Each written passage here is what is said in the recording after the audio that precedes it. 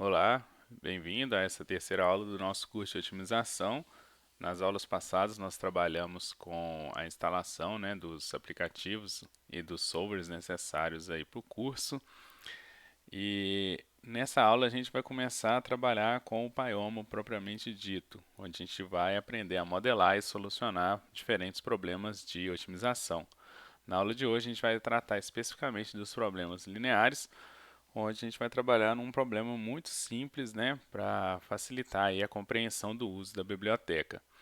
Então, como referência, eu utilizei o livro do Xioshanji e do Conejo. Esse livro é muito bom, quem quiser adquirir, puder adquirir ele, é um livro muito completo, muito bem escrito. E a gente também vai utilizar a documentação do Paiomo.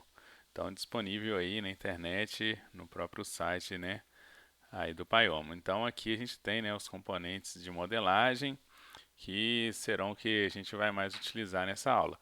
Porém, a documentação é muito mais completa, Então quem quiser aprender mais, compreender mais, pode dar uma lida aqui na documentação. Mas também já teve um livro aí que eu disponibilizei, na referência de outras aulas, que também vai estar aí em todo o material. Podem utilizar também. Então, o que que acontece? A otimização ela é formulada, através de equações, onde a gente tem a função objetivo, que pode ser maximizar ou minimizar uma função. No caso aqui desse problema, a gente está maximizando z, onde z é igual à soma de duas variáveis, x1 mais x2. Esse problema é um problema abstrato, que não necessariamente tem um significado. Em outras aulas a gente vai trabalhar com problemas que têm um significado mais adequado. E aqui a gente tem duas restrições, em que 2 terços de x1 mais x2 tem que ser menor ou igual a 18. 2x1 mais x2 tem que ser maior ou igual a 8. Então a gente tem uma restrição, outra restrição. E aqui a gente tem os limites das variáveis. x1 e x2 eles têm que ser maior que zero, x1 tem que ser menor ou igual a 12, x2 tem que ser menor ou igual a 16. Então, esse conjunto de função objetivo mais conjunto de restrições forma o nosso problema de otimização linear. Esse linear aqui vem do fato de que todas as restrições e a função de objetivo são lineares. Então, a gente não tem nenhuma função quadrática, a gente não tem módulo, a gente não tem multiplicação entre variáveis, e isso torna o problema linear.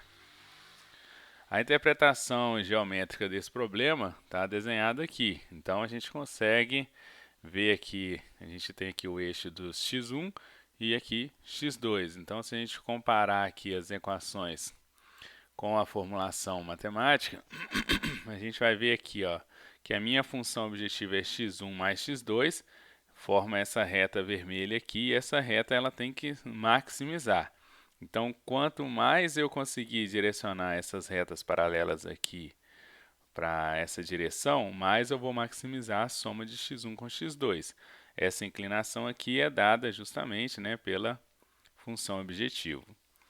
E as restrições vão ser formadas da mesma forma. Então, a gente tem aqui, por exemplo, x1 tem que ser menor ou igual a 12. É essa restrição azul aqui. E a gente está falando que x1 tem que ser maior que zero, pelas 2,6 aqui. E x1 tem que ser menor ou igual a 12. Então, x1 só pode variar nesse espaço aqui, ao passo que x2 só pode variar nesse espaço aqui. E a gente tem outras restrições também. 2x1 mais x2 tem que ser maior ou igual a 8. A gente tem então, se x2 for zero, x1 tem que ser 4. Então a gente tem esse ponto aqui. Se x1 for zero, x2 tem que ser igual a 8. Então a gente tem esse ponto aqui. Aqui a gente traça essa reta que delimita essa restrição. Maior ou igual está para o lado de cá. Mesma coisa para essa restrição, 2t(x1 mais x2 menor ou igual a 18, gera essa reta aqui, como é menor que 18, tem que estar aqui dentro. Então, esse espaço aqui é o nosso espaço de soluções possíveis para esse problema aqui de restrições lineares. Porém, a gente tem um objetivo, e esse objetivo é maximizar x1 mais x2. E esse objetivo, então, só vai ter uma solução, que seria eu trazer essa reta o mais próximo, o mais distante possível da origem, né? Na origem, x1 mais x2 é zero. Quanto mais distante, maior o valor de x1 mais x2. E a solução, então, vai ser essa aqui, 12, 10. É onde eu mais consigo caminhar com essa reta. A depender da inclinação dessa reta, eu poderia trazer para cá, para cá, para cá. Então, depende do objetivo também a solução. Solucionar um problema linear desse é relativamente simples na mão, porém, para problemas reais, o número de variáveis e equações aumenta muito, o que torna basicamente impossível solucionar na mão, e a gente precisa recorrer aos solvers. Neste caso, então, a gente vai estar fazendo uso da ferramenta Pyomo para poder escrever essas funções aqui. Então, existem os passo a passo que eu deixei aqui, vocês podem olhar com calma. Então, o primeiro passo, a gente precisa importar a biblioteca do Pyomo e, seguindo a documentação, a gente importa dessa maneira. Então, a gente vai importar a biblioteca Pyomo.environ. Então, a gente tem, né, aqui já dessa forma que faz as.py. Então, aqui a gente está chamando o Pyomo.environ de as.py. Então, todas as partes do Pyomo que a gente vai utilizar, as funções e também os objetos, a gente vai trazer desse Pyo aqui. Então, por exemplo, primeira parte, configurar o solver. Então, aqui nesse curso, a gente vai trabalhar com dois solvers, IPOPT ou GLPK, que foram os solvers que nós utilizamos, né, instalamos aí na aula passada. Então, aqui a gente vai importar um solver desse solver factor. Então, observem aqui, pyo.solverFactor, isso aqui está na documentação do Pyomo, e a gente vai selecionar o nosso solver. Para chamar o IPOPT, a gente precisa colocar aqui IPOPT. Como a gente já colocou, já instalou adequadamente, o Pyomo ele vai reconhecer que o IPOPT está instalado, e ele já vai configurar sozinho, então é bem fácil. E a gente vai criar esse objeto aqui, OPT. Então, a gente vai trabalhar aqui nesse curso com os modelos concretos. O Pyomo ele tem duas opções, ou o modelo abstrato, onde eu não coloco os parâmetros do nosso problema, eu coloco apenas a estrutura do problema. Então, o que seriam os parâmetros aqui? Por exemplo, esses números. Então, 2 terços, 1, 2, 1, 18, 8. Eu poderia montar um problema que tem uma estrutura sem colocar esses parâmetros. Para fazer isso, eu preciso criar um problema abstrato. Mas isso vai além do escopo desse curso de otimização. Trabalhar com problemas concretos é muito mais simples, que é o que a gente vai trabalhar aqui. E na maioria dos problemas a gente vai utilizar problemas concretos mesmo, onde a gente já cria o problema e soluciona ele. Então aqui a gente vai criar um modelo matemático, onde a gente vai chamar o modelo de M. Então, para criar esse modelo, eu coloco M, Pyo Concrete Model, abre e fecha parênteses. E o que acontece? Esse M ele é um objeto que vai trazer várias funções, várias estruturas já prontas. Então, se você for no Python e der um dir M, você vai conseguir verificar aí essas características que já existem aqui dentro desse M. Então, por exemplo, para eu extrair as variáveis dual, eu posso usar M dual e colocar essa estrutura aqui. Também, de onde que eu tirei isso? Da documentação. Então, esse pyo suffix, eu estou importando valores duais da solução desse problema. Então, se eu quero saber a variável dual das restrições funcionais, eu vou utilizar essa estrutura aqui, ponto dual, esse nome aqui. E se eu quiser extrair as variáveis duais das restrições de canalização, eu preciso colocar essa estrutura aqui, ipopt underline zl out, ipopt underline zu out. Então, isso aqui seria do lower bounds e do upper bounds. Então, qual que é a diferença de uma para outra? Primeiro, que as variáveis duais das restrições de canalização, elas só estão disponíveis no Solver e Popt. O GLPK não fornece essas variáveis. Claro que isso não é difícil de calcular na mão, né, após você ter a solução do problema. Mas, se você precisa delas, é mais fácil utilizar então o Solver e Popt, que ele já fornece, basta inserir. Você pode ver que já está aqui específico, aí popt zl out. As variáveis dual funcionais, elas estão disponíveis para basicamente quase todos os solvers que solucionam os problemas lineares. Nem todos fornecem, tá? Então você precisa olhar na documentação ou simplesmente fazer o teste. Adicione isso aqui e observa se o solver te fornece as informações. Se não fornecer, é porque o solver não entrega essa solução aí no arquivo de saída dele. Então, essa estrutura aqui funciona tanto para o IPOPT quanto para o GLPK, enquanto essa estrutura aqui só funciona para o IPOPT. Então, só relembrando aí, as restrições funcionais, voltando aqui para o nosso problema, as restrições funcionais são essas restrições aqui que envolvem várias variáveis. E as restrições de canalização são as restrições que limitam o espaço de cada variável. Então, o lower bound da x1 e da x2 é 0. O upper bound da x1 é 12, o upper bound da x2 é 16. Então, a partir do momento em que essas variáveis atingem o limiar aí, ou o lower bound ou o upper bound, cria-se, né, você obtém um valor aí numérico para as variáveis duais de canalização. Já as funcionais estão aqui. Então, as funcionais são aquelas que na interpretação geométrica apresentam uma inclinação aqui. Por exemplo, essa solução esbarra nessa restrição funcional aqui. Então, a gente vai obter um resultado para a variável dual relacionada a essa restrição. Bom, então, até aqui bem simples de montar. A gente vai agora configurar as variáveis. Então, as variáveis a gente vai chamar aqui, ó, pio.var. E a gente precisa criar as variáveis. Então, eu vou adicionar x1 como uma variável do meu modelo. Eu faço isso colocando m.x1.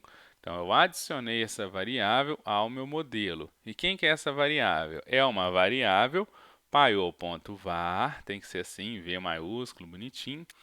E aqui eu posso criar uma variável irrestrita, se eu só abrir e fechar o parênteses, como eu posso adicionar os limites. Então, bounds, limite inferior da x1 é 0 e limite superior é 12. Para a variável x2, limite inferior é 0, superior é 16. Então, existem outras características que você pode adicionar aqui nas variáveis. Se ela é inteira, se ela é não nula. Então, todas essas especificações que você pode adicionar aqui, se ela é binária, por exemplo, você pode procurar, olhar lá na documentação, lá na parte de variáveis. Vamos dar uma olhada como exemplo. Então, se eu vier aqui em variáveis, ele vai estar aqui, ó. Deixa eu dar uns. Por exemplo, ele criou uma variável, chama Lumberjack, está aqui var. Ele não usou o pio.var porque ele importa o Pyoma de forma diferente aqui, mas não é adequado fazer dessa forma, tá? Aqui a gente vai adicionar pio.var e aqui ele está falando, ó, essa variável é não negativa e real. Ela tem um limite que vai de 0 a 6 e ele deu um chute inicial de 1.5. Então, ao inicializar, ele pode até olhar, né, que a variável vale 1.5. Tem outras formas de criar as variáveis também. Essa forma aqui é mais simples. Você também pode criar um conjunto de variáveis, por exemplo. Ao invés de eu criar x1 e x2, eu consigo criar uma variável x que tem subíndices 1 e 2, por exemplo. Isso vai depender muito de como que você vai estar formulando esse problema. Por isso que é difícil de ensinar como usar uma biblioteca como o Pyomo, porque isso vai depender muito do problema. Mas à medida que você for avançando nos problemas, na dificuldade dos problemas, você vai criando essas estratégias para montar esses modelos. Tem modelos que são dificílimos de montar, outros são mais simples. E isso vai de qualquer biblioteca que você for utilizar. Depende muito do problema e como que você vai montar a estrutura desse programa, e isso tem que ser pensado com cuidado. Então, adicionadas as variáveis, a gente precisa adicionar a função objetivo. Então, eu estou aqui criando uma função objetivo que eu chamei de obj ao nosso modelo M. Então, m.obj é quem? É o paiô, onde eu vou tirar o objetivo e vou colocar uma expressão. Isso aqui é padrão, tá? Tem que usar esse nome, XPR igual a, quem que é a minha expressão? x1 mais x2. Lembrando que x1 e x2 são variáveis do modelo, então eu preciso colocar o m ponta aqui. x1 de m, x2 de m. E eu quero que esse objetivo seja um problema de maximização. Se fosse minimização, eu poderia simplesmente não colocar essa parte aqui. O objetivo vem por padrão como minimização. Mas se eu quero maximizar, então eu vou utilizar pio.maximize no sense. Novamente, tudo isso está na documentação. Adicionando então as restrições funcionais, a gente tem duas restrições. Então a restrição 1 eu chamo de constraint 1 no modelo, constraint 2 no modelo. Então, todos eles são constraints, então chamo aqui do pio.constraint e, novamente, ele tem expressões. A primeira expressão é essa aqui, ó, 2/3 de m1 mais, de x1, desculpa, mais x2, menor ou igual a 18. A segunda restrição, 2x1 mais x2 maior ou igual a 8. Então, pronto, a gente já colocou tudo o que precisava. Os limites estão aqui, que são essas restrições mais abaixo aqui do nosso problema. Então, x1 e x2 menor ou igual a isso tudo aqui está no bounds das variáveis. Essas duas aqui são as constraint 1 e constraint 2. E aqui o nosso objetivo, que é x1 mais x2. Então, toda a nossa formulação matemática já está dentro do nosso modelo, que é o M. Agora, basta pedir o Pyomo para solucionar esse problema. Então, para pedir o Pyomo para solucionar, basta utilizar o opt.solve. Quem que é esse opt? Esse opt a gente criou aqui, ó, configurando o solver. Então, o opt ele já sabe que ele é um solver que vai utilizar o solver ipopt. Então, aqui no opt já tem todas as configurações do solver. Tem como você alterar algumas opções, alguns parâmetros. Até hoje eu ainda não me esbarrei em alguma situação em que foi necessário utilizar opções mais avançadas aqui. Mas pode ser o caso, né, de algum problema aí que você vai modelar, pode ser que você precise utilizar configurações avançadas. Aí você pode dar uma olhada na documentação. Então, quando a gente chama opt.solve, esse solve é uma função desse objeto aqui que a gente criou mais cedo. A gente vai solucionar quem? O modelo M. Ao fazer isso, ele já altera o próprio modelo M, alterando os valores das variáveis e adicionando algumas informações no modelo M. Então, a gente vai conseguir extrair os resultados das próprias variáveis x1 e x2 do modelo M que a gente acabou de solucionar. Então, aqui, eu utilizei esse laço aqui simplesmente para facilitar, tá?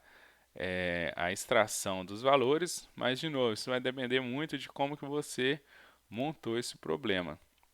Então, aqui eu estou pedindo para mostrar V aqui é o próprio mx1, quando a gente pede isso, ele escreve já x1, ele vai escrever que x1 é igual ao valor de x1, pyomo.value, então é uma função do pyomo, de x1 no caso aqui, quando ele estiver em x1, e vai colocar igual. Então ele vai fazer isso aqui duas vezes, é um laço for, né? Ele vai fazer para x1 e para x2, vai me mostrar qual que é o valor de cada variável depois de solucionar.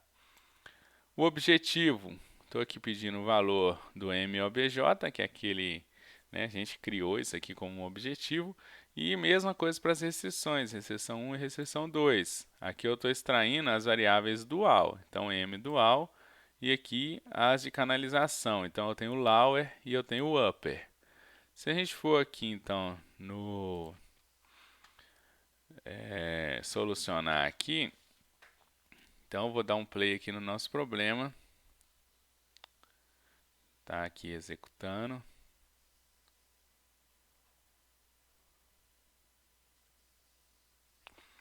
Então, aqui, ó, ele printou os resultados. Então, o resultado deu que x1 é 12 e x2 é 10. Vamos dar uma olhada lá na interpretação gráfica. Então, aqui, ó, x1 é 12, x2 é 10, certinho. Então, ele encontrou que o ponto de maximização desse problema é esse aqui, conforme esperado, né? Por conta da inclinação da função objetivo, da reta criada pela função objetivo, onde a gente vai conseguir atingir esse ponto aqui. E a gente pode observar que ele atingiu essa restrição aqui, que é a restrição 2.2, 2/3 x1 mais x2 menor ou igual a 18. Então, ele não atingiu nenhuma restrição de canalização aqui, que seria esse ponto aqui e esse aqui. Ah, não, ele atingiu essa aqui também. Ele atingiu duas restrições, então ele atingiu a restrição de x1. Se x1 pudesse ser maior do que 12, ele poderia variar a função objetivo também. Então, vai ter uma variável dual relacionada ao limite superior de x1. Então, vamos conferir se fez sentido aqui. Então, o objetivo foi 22, que é x1 mais x2, 12 mais 10, 22. E as duais aqui, opa, eu errei aqui, ó, constraint 1 repetiu duas vezes. Vamos mudar aqui, ó, colocar a restrição 2 aqui e executar novamente. Vou atualizar lá.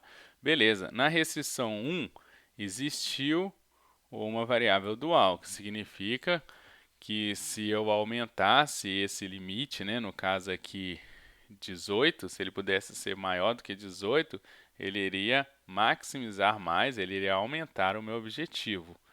Então, isso é uma derivada, né? Então, por exemplo, né, mais ou menos falando, se eu variasse aqui em 1, ele iria mudar o meu objetivo em 1. Só que isso não é verdade, né? Isso é uma derivada, é um valor esperado. E enquanto na restrição 2, se eu alterasse essa restrição aqui 2, não faria diferença nenhuma para o meu... esse variar, gente, é uma variação sutil, tá? Claro que se eu variar muito vai fazer diferença. A gente está falando de derivada. Então, se eu variar aqui, essa restrição 2 não vai fazer diferença no meu objetivo. Por que não vai fazer diferença? Olha lá na interpretação geométrica. A minha restrição 2 está aqui, ó, está distante da solução. Então, se eu variar um pouco a inclinação desse problema, ou se eu variar ela para lá ou para cá, não vai fazer diferença, porque a maximização está aqui. Porém, essas duas restrições aqui é que estão fazendo a real diferença para esse objetivo. Então, se eu variar o limite superior de x1 e se eu variar a restrição 1, que é essa aqui, aí sim eu vou estar modificando meu problema.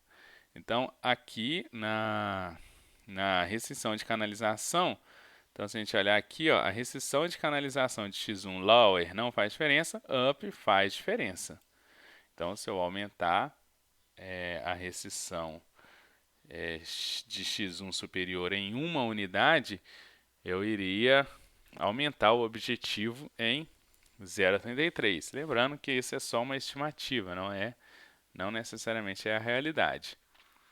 E já x2 eu poderia alterar os limites dela, que não iria fazer diferença na solução. É isso que está falando aqui nas variáveis duais. Então vamos confirmar isso. Olha, se eu modifico o limite de x1, eu modifico a solução, porque ela está aqui.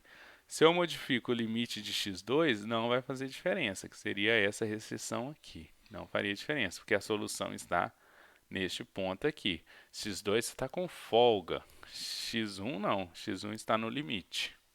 Essa restrição 2 está com folga, a restrição 1 não, ela está diretamente influenciando no valor da função objetivo. Bom, gente, então espero que tenham compreendido aí como montar o problema. Eu sei que à primeira vista é difícil, mas deem uma olhada com calma. Tentem solucionar alguns exemplos que existem na internet. E é assim, é um jeito fácil de extrair os resultados quando o problema é montado dessa maneira. Então, obrigado aí e até a próxima.